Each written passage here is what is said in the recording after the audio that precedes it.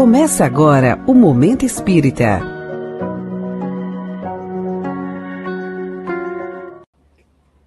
O hábito de descansar no domingo remonta a séculos. No passado, o domingo era o dia de descanso para todos e também um dia voltado para a fé e a gratidão. Na atualidade, em virtude das transformações ocorridas em nossa sociedade, muitas pessoas descansam durante a semana e muitos trabalham no domingo. Mas o que é certo é que o domingo continua sendo o dia do descanso e do lazer para muitos. Então, aproveitemos o domingo. E é isso que eu estou fazendo, aproveitando o domingo para uma leve conversa sobre espiritualidade. E o tema escolhido para iniciarmos o Momento Espírita diz respeito ao cansaço espiritual. Sabia que existe cansaço espiritual? Pois é, não é só nosso corpo que cansa, o espírito também. Então, iniciemos alimentando o nosso espírito com uma prece, considerada o primeiro e mais importante ato do dia, momento em que buscamos nos conectar com o nosso Pai. Nós vamos fazer a prece do Pai Nosso, que Jesus nos ensinou, na voz de Nando Cordel.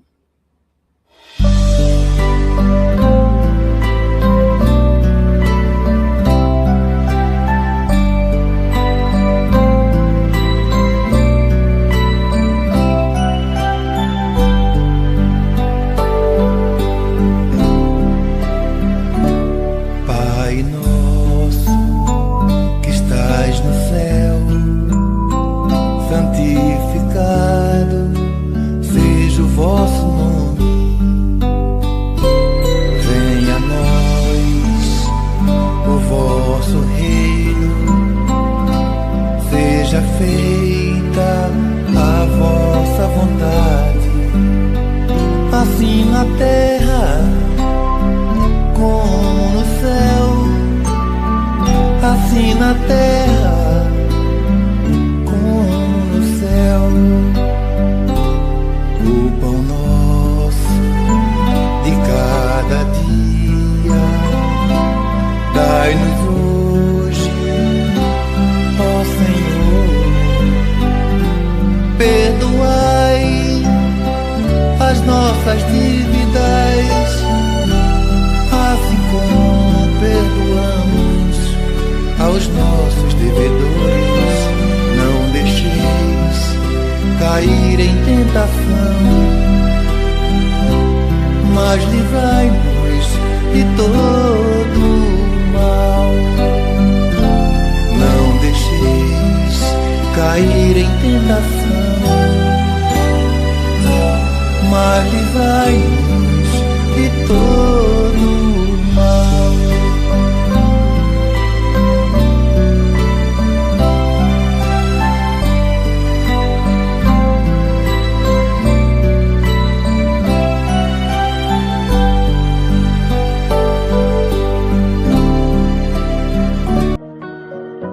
Reflexão. Sabe, tem um negócio muito curioso e assustador rolando na nossa sociedade hoje em dia. É um tipo de cansaço que, parece imune a qualquer quantidade de sono ou de férias. Nossa, sim, não é aquela exaustão física de quem correu uma maratona ou trabalhou o dia inteiro, né? Exato.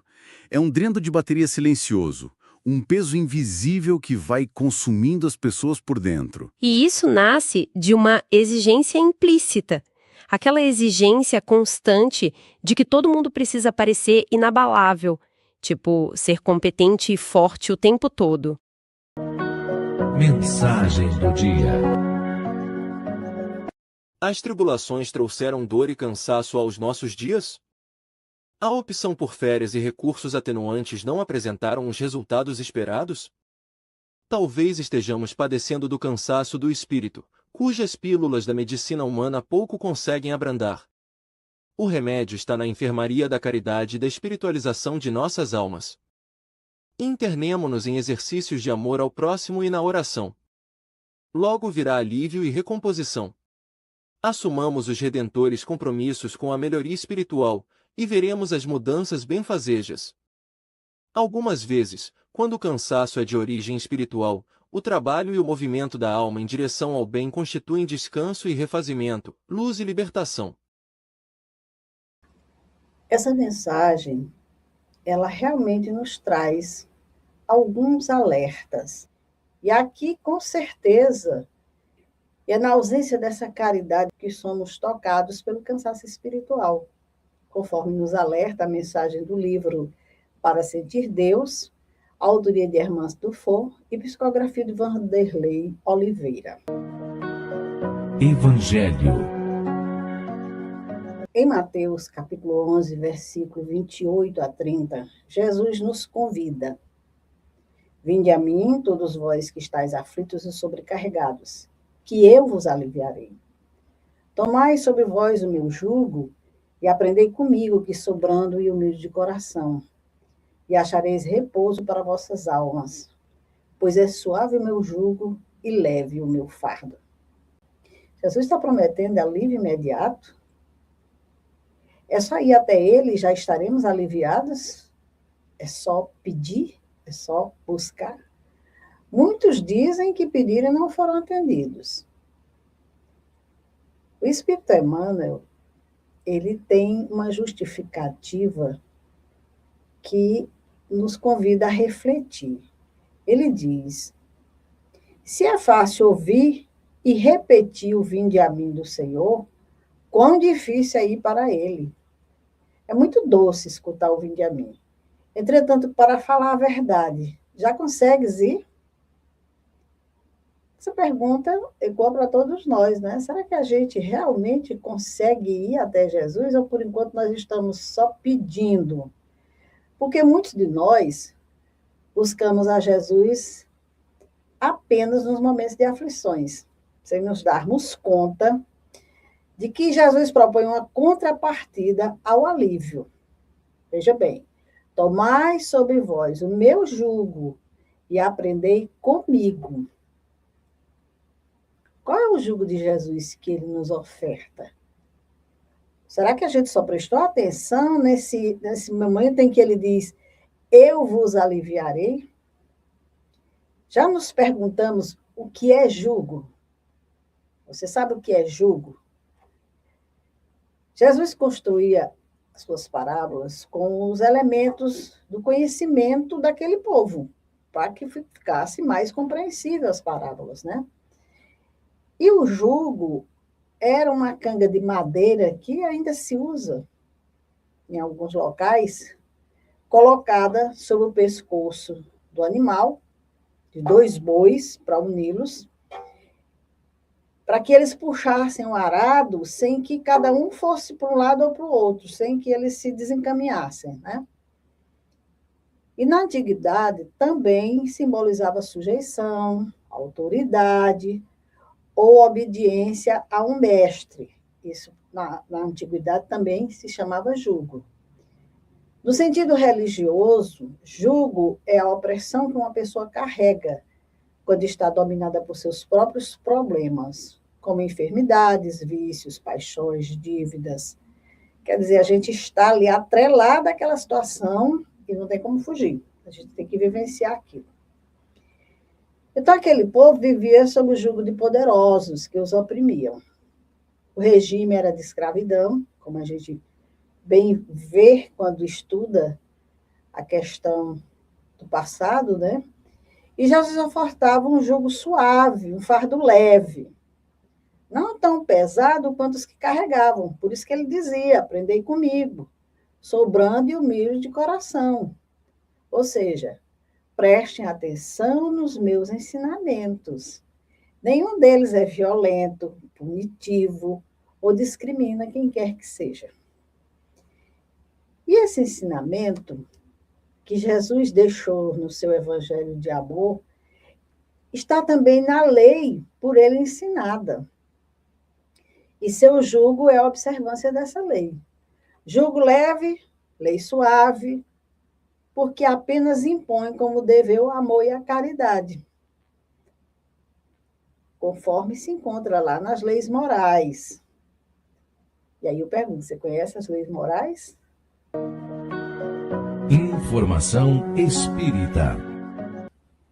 Em O Livro dos Espíritos, primeira obra da codificação espírita organizada por Allan Kardec, na terceira parte, que trata das leis morais, no capítulo 11, encontramos a lei de justiça, amor e caridade, que é a principal das leis morais do Espiritismo. Nela se encontra um resumo de todos os deveres humanos garantidos pela justiça a cada um, e o amor e a caridade, que são seus complementos, sintetizados naquela máxima de Jesus, amar o próximo como a si mesmo. Escolhemos no item caridade e amor do próximo a questão 886, onde Kardec interroga os benfeitores espirituais. Qual o verdadeiro sentido da palavra caridade? Como a entendia Jesus? Gravem isso. Como a entendia Jesus. Jesus e não os sábios, os filósofos, os poderosos da terra. E sim o ser mais perfeito que Deus ofereceu ao homem. Como é que ele entendia a caridade? Mas antes da resposta dos espíritos, vejamos aqui como é que Emmanuel diz que a gente entende a caridade ainda. Ele diz que ainda existe muita gente que não entende outra caridade, além daquela que se veste de trajes humildes aos sábados ou domingos, ou seja, tem dia e hora, que é para repartir algum pão com os desfavorecidos da sorte, que aguarda calamidades. É necessário que tenha uma calamidade pública para que ele se mova para auxiliar. Ou que lança apelos comovedores nos cartazes da imprensa, alardear, chamar atenção. Caridade, para muitos de nós, ainda é isso. Mas olha a resposta que os espíritos benfeitores deram a Kardec com relação a como Jesus entendia a caridade. Benevolência para com todos, indulgência para as imperfeições dos outros, perdão das ofensas. Então, o que é ser benevolente, indulgente e perdoar as ofensas? Sem entendermos o significado dessas palavras, nós não teremos como praticar a caridade segundo entendia Jesus. Que a gente repete, continua da mesma forma, porque a gente não entende o significado, a profundidade desse ensinamento. O dicionário nos diz o seguinte: benevolência, boa vontade em relação ao próximo, disposição para o bem e compaixão, compreensão da dor alheia. E nós somos benevolentes? Nós temos boa vontade em relação ao próximo? Estamos dispostos ao bem sempre? Temos compaixão, ou seja, nós compreendemos a dor alheia, ou a gente só acha que a nossa é a maior? Também a indulgência, tolerância, clemência, que é uma virtude que modera o rigor da justiça, ou facilidade em perdoar. E aí, nós somos indulgentes? A gente é tolerante? A gente tem clemência, ou seja, a gente modera o rigor da justiça para quem não é um familiar nosso? Ou só para quem está no nosso ciclo de amor? E perdoar, a gente tem facilidade em perdoar? E com relação ao perdão das ofensas, aí vem aquela questão de que perdoar realmente é a ressignificação da ofensa, por compreender que o perdão neutraliza o impacto negativo que o outro causou. Ou seja, perdoar é olhar aquele momento difícil da vida com uma outra forma de ver, de entender, de compreender. Tem até um ditadozinho que eu gosto muito de repetir: lembrar sem sentir dor. Porque são situações que estão presentes na nossa vida a todo instante. E mais importante também, perdoar nós mesmos as ofensas que nós fazemos, né? Porque muitas vezes a gente não se perdoa. E isso também é ter caridade. Perdoar também a nós mesmos. Então, a caridade, segundo Jesus, não se restringe à esmola, abrange todas as relações em que nos achamos com os nossos semelhantes, sejam eles nossos inferiores, nossos iguais ou nossos superiores. E ela nos prescreve a indulgência e o perdão, porque da indulgência e do perdão precisamos todos nós, a todo instante. E aí Emmanuel complementa dizendo: antes, porém, da caridade que se manifesta exteriormente, ou seja, aquilo que a gente faz nos vários setores da sociedade, pratiquemos a caridade essencial. E olha qual é a caridade essencial. A caridade de pensarmos, falarmos e agirmos segundo os ensinamentos do Mestre, que está lá no Evangelho, que é o jugo de Jesus. Quando ele diz: tomai sobre vós o meu jugo e aprendei de mim. Aprende dos meus ensinamentos, das minhas lições. Dica de leitura. A dica não podia ser outra, senão o Evangelho segundo o Espiritismo, que foca exclusivamente nos ensinamentos morais de Jesus, tornando compreensível as parábolas e máximas cristãs deixadas por ele. Então, é importante que inicie a leitura a partir do prefácio, da introdução, porque deixa bem claro o objetivo do livro. Ele vai apresentando aos pensadores respeitados, como Sócrates e Platão, que foram precursores dessa ideia cristã e do Espiritismo, e que anteciparam os ensinamentos de Jesus. E traz também mensagens do Espírito de verdade, mensagens belíssimas. Pode ser lido na sequência ou aberto aleatoriamente, fica aí a escolha da pessoa. Então, leia 1 ou 2 itens por dia e reflita sobre os ensinamentos de Jesus aplicados ao dia de hoje. Não ao que ele disse naquela época, mas hoje. Onde que esse ensinamento se encaixa em minha vida? E tente aplicar as lições no dia a dia. Esse livro é o principal guia utilizado para reuniões de estudo em família, como a prática do Evangelho no lar, que promove a harmonia do ambiente doméstico. Mas, por ser uma obra secular, recomendamos a consulta a um dicionário quando alguma palavra não se fizer bem entendida. O dicionário vai facilitar o entendimento dessas palavras usadas no século XIX, época em que a obra foi escrita. E lembrando também que algumas casas espíritas disponibilizam de forma gratuita exemplares aos seus frequentadores. Então, finalizando a programação, vamos fazer aqui o passe virtual. Mas antes, vamos atentar aqui para alguns esclarecimentos que se fazem necessários. O passe à distância são práticas de transfusão de energias baseadas na prece e na intenção amorosa, muito comuns na doutrina espírita. Você pode realizá-los de forma simples no conforto do seu lar. O passe não depende de rituais complexos ou movimentos com as mãos, mas sim do poder da sua mente e da sua sintonia com a espiritualidade. Prepare o ambiente. Busque um local calmo, se possível com iluminação suave e confortável. Conecte-se, sente-se confortavelmente, feche os olhos e respire fundo algumas vezes para desacelerar a mente. Eleve o pensamento, faça uma prece sincera elevando seu coração a Deus ou aos seus mentores espirituais, pedindo amparo e equilíbrio. Irradie luz e bons sentimentos. Mentalize essa energia revitalizante percorrendo todo o seu corpo, limpando as tensões e trazendo paz. Para potencializar essas práticas na sua residência, você pode colocar um copo de água limpa no ambiente durante a prece para fluidificá-lo e bebê-lo ao final. Praticar a leitura de uma página edificante de O Evangelho segundo o Espiritismo, antes da aplicação.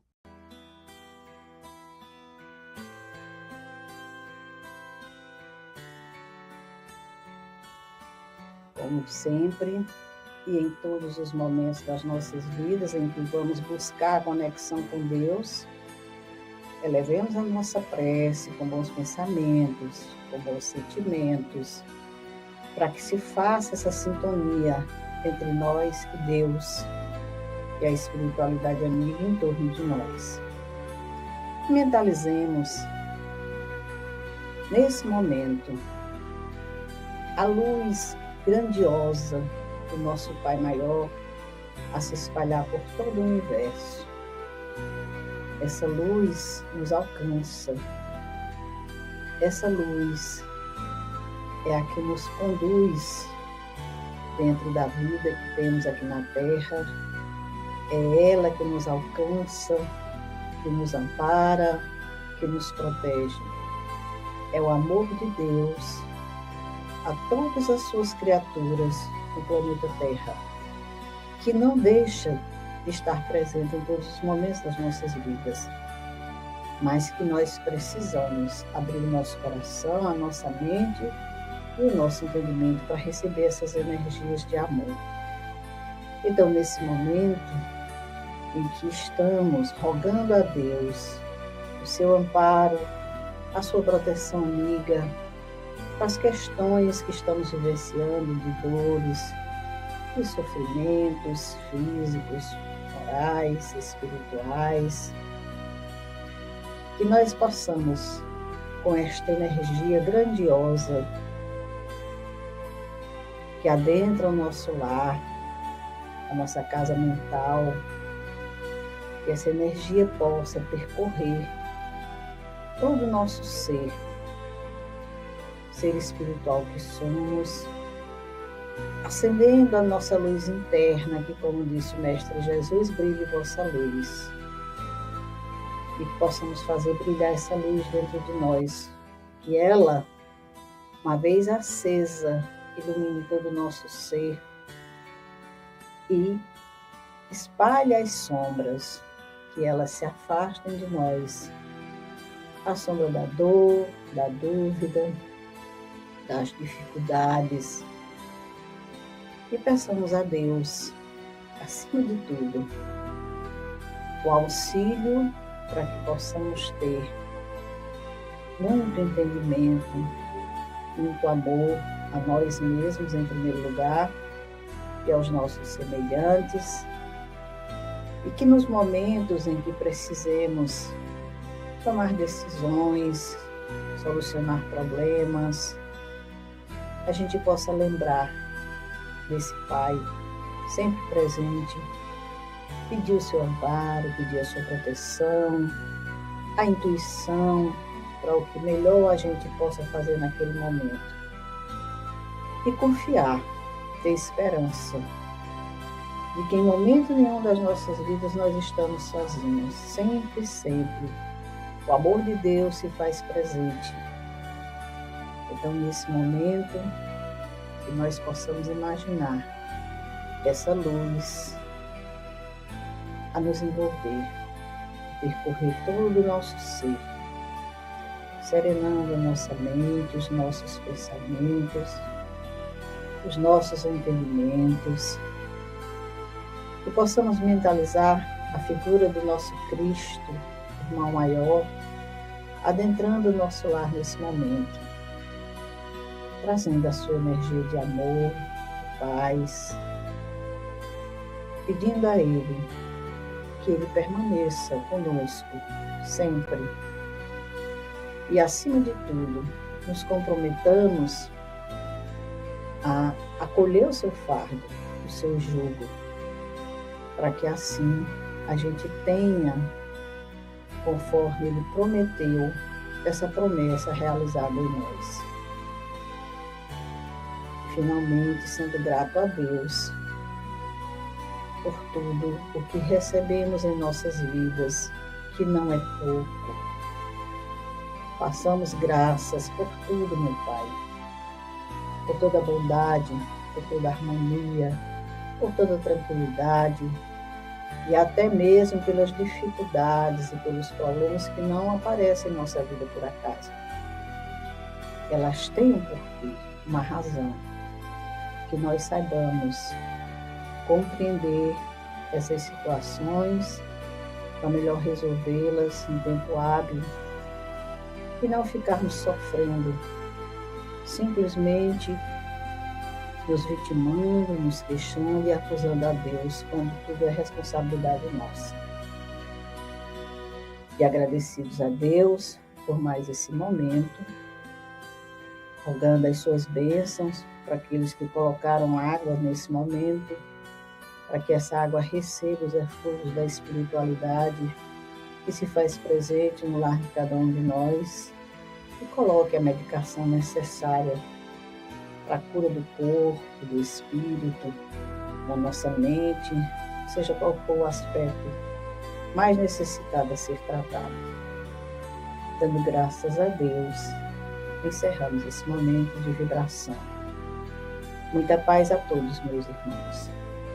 Que todos possam ter uma semana de muitas oportunidades, de muito trabalho, de saúde, de alegria, de harmonia, de felicidade. Mas se o fardo pesar, não vamos esquecer do convite de Jesus. Vinde a mim, os aflitos, os sobrecarregados, e Ele vai aliviar, com certeza. Até o próximo domingo. Muita paz a todos. Momento Espírita.